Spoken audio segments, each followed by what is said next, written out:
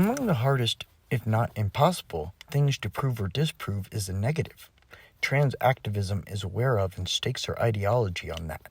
But in this case, we can examine epochs in which, if the biology deniers are correct in saying the spike in their numbers is due to social acceptance, we should expect to find mention of transgenderism. Across the centuries of ancient Rome, their annals were filled with decadence and extreme sexual perversity, and just about every sexual proclivity was tolerated. Homosexuality was accepted at all levels of society, was rife through the military, and even practiced by the aristocracy and the Caesar himself.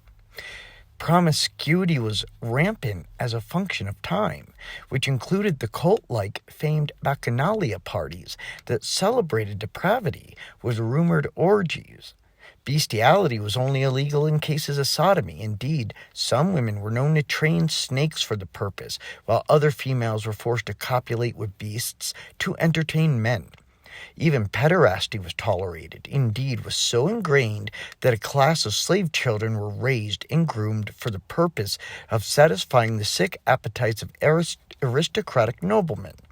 While recent accounts might dispute the above, they are relegated to the realm of revisionism. Where then, in this era of tolerance and inclusivity, were the trans people?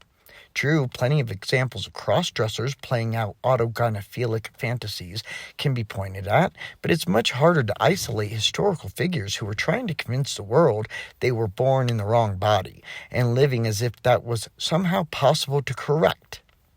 While I am sure that woke rewrites of history might transplant examples of trans women like a cactus placed in the Arctic, why don't contemporary records of ancient Rome, scribed by those living in the moment, mention men living as women or vice versa? Why did Edward Gibbon leave out non-binary individuals in his The Decline and Fall of the Roman Empire? Why are the only tales of the ancient gender-bending Romans that you can find authored by gender ideologues writing about 5 minutes ago? And how come the refutations of Rome's tawdry perversions seem limited to recent online rewrites? About 11 o'clock last night, those who remold history, like sculptors manipulating a lump of clay into whatever work of art is most likely to sell to a gaggle of fawning drop-ins, decided that the gender binary is a product of Western colonialism, as if in direct competition to make the most ignorant, least educated statement possible. The leftist reality deniers press forward into the land of make-believe by claiming that when the Spaniards and various other European invaders arrived in the New World, they found a couple of continents populated by indigenous gender benders, whom the white man then forced biological realities upon. What is the evidence proffered to substantiate this wild assertion? The mere desire for it to be so. Given that the woke herd twist historical events into unrecognizable shadows of what actually happened, and do not trust the record scribed by the oppressive patriarchy, let's consider what was written on the ground at the time by those who were there. Why didn't the Catholic Spaniards, Puritan English, Russian Orthodox, or any other colonizers record finding men and women living as the opposite sex, or pretending that they had no sex at all? It seems that such behaviors would have, if not rattled them with Richter scale force, been at least worth mentioning. Columbus, readers of Howard Zinn are bound to recall, kept a journal. He detailed specifics of the natives he encountered. Far from cataloging evidence of transsexualism, he describes patriarchies, a matriarchy, and clear and defined gender roles. Bartolome de las Casas famously criticized the brutality of the Spaniards, was a bishop, the first to hold the office of the protector of the Indians, and is considered by some to be history's first ethnographer. In his innumerable works chronicling native culture and describing the barbaric treatment of the indigenous, he also details often complex gender roles and patriarchies. What he does not relate to the reader is men living as women or its opposite, and no one who was confused about sex roles. When Cabeza de Vaca was shipwrecked on Florida's west coast, he and his guide, former slave Esteban the Black, walked for several years all the way to modern Mexico City. From being captured by natives to repeatedly escaping from slavery, de Vaca and Estebanico became well acquainted with the peoples of the Gulf Coast. when De Baca recounted his adventures in several written accounts. His record of the roles of the sexes was intimate and devoid of transgenderism, just like the rest of the world. The overarching claim is that trans people have existed in all cultures, in all times. Let's look at China, structured around Confucianism for millennia. Confucius wrote extensively about the roles between the sexes. Ancient and imperial China were among the staunchest patriarchies of history and endured for thousands of years. Across that time, only one woman sat on the throne, and only a total of 2 ever wielded imperial power. The first was Empress Wu Zetian during the 7th and 8th centuries. The second was Empress Dowager Cixi, who ruled at the end of the empire. The famous philosopher whose writings defined how an empire lived taught that women were the property of the men in their lives, that their primary purpose was to produce sons. Having a daughter was typically seen as a personal tragedy, even a curse, and ultimately the mother's fault. It was common for a parent or family member to drown the infant. For a woman to move up in the world, her family would painfully bind her feet when she was a child to make her attractive to the wealthy man they hoped to sell her to. So the argument becomes, what man in his right mind would pretend to be a woman under those conditions? In a society in which death by 1,000 cuts was an acceptable punishment, what male peasant would willingly throw away what little power he had?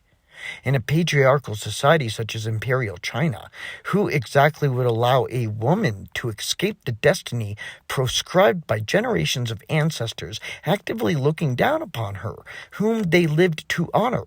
Women who were living as men under a regime in which infanticide was a solution to the birth of a daughter? Not bloody likely. If one leg that supports a lie is revealed to be a prosthetic as it's torn away and shown to the light of day, the entire body of deceit topples to the ground. In other words, one lie exposes others. Nobody who is telling the truth misrepresents it. The rest of my life can be spent using actual history to undermine the noxious fantasies of the gender deniers, attempting to reorder the world with dim ideas, misinformation, violent altercations, and by ignoring reality. But the truth can be essentially summed up by acknowledging that gender roles are not a social construct. Society is a gender construct. Civilizations are built as a result of and to accommodate the differences between the sexes. Though the roles of women and men may vary culture to culture, such roles always exist, everywhere, in every era. Sounds pretty binary, like undeniable biological reality, as if biological roles throughout history leave little room for exceptions, like transgenderism is brand new. The left will point to questionable evidence, though. Ever notice how anyone who brings the two-spirit false flag is a white activist who never met a native in their entire sheltered life? If they had, they would understand the variety of cultures and tribes that is inevitable across 2 continents, which makes broad generalizations impossible. Living within walking distance from a Hopi Pueblo, I've interacted with members of several different tribes throughout the Southwest and have experienced the cultural differences between native peoples. For example, in colonial times, tribes separated by no more than 40 miles spoke different languages. Imagine the distinctions between the Aleuts of Alaska and the Corubo of Peru.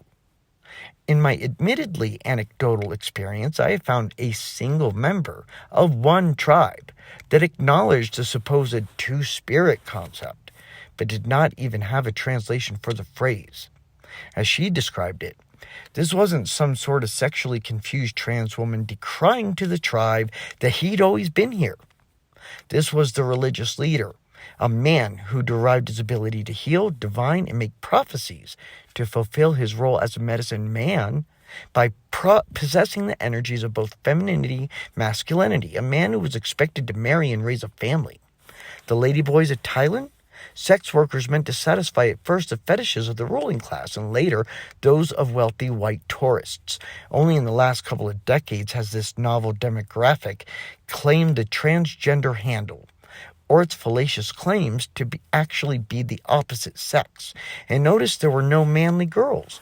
The Hijra of India are another favorite demographic that gender ideologues parade around without knowledge of the specifics.